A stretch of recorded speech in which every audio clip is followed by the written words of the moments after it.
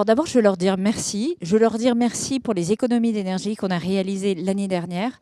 Je rappelle qu'avec le plan de sobriété, en engageant 300 fédérations et en particulier les plus gros acteurs, l'État, les collectivités locales, les grandes entreprises, nous avons baissé notre consommation d'énergie, de gaz et d'électricité combinée de 12%, et pas seulement cet hiver, mais tout au long de ces 12 derniers mois. Ça, c'est leur succès, ça, c'est notre succès de Français, et ça va contribuer à baisser nos émissions de gaz à effet de serre, puisque grâce à ça, nous sommes un des premiers pays, le pays leader des grands pays du G20 en termes de baisse des émissions de gaz à effet de serre.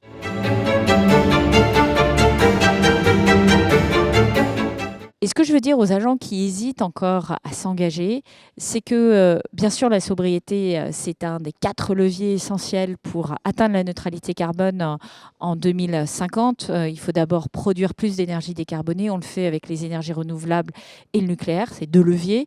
Et il faut baisser notre consommation d'énergie avec l'efficacité énergétique, la technologie, mais aussi c'est les comportements.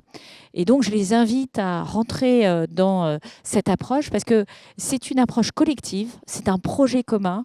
C'est aussi beaucoup de choses qu'on met en œuvre à titre personnel dans son comportement, et on s'aperçoit qu'on a encore énormément de possibilités de baisser la consommation d'énergie au travail, mais également à la maison. Et donc, c'est bon par la facture.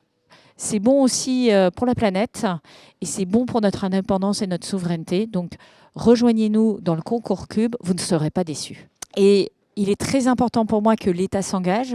L'État doit être exemplaire dans cette décarbonation, dans cette baisse des émissions de gaz à effet de serre.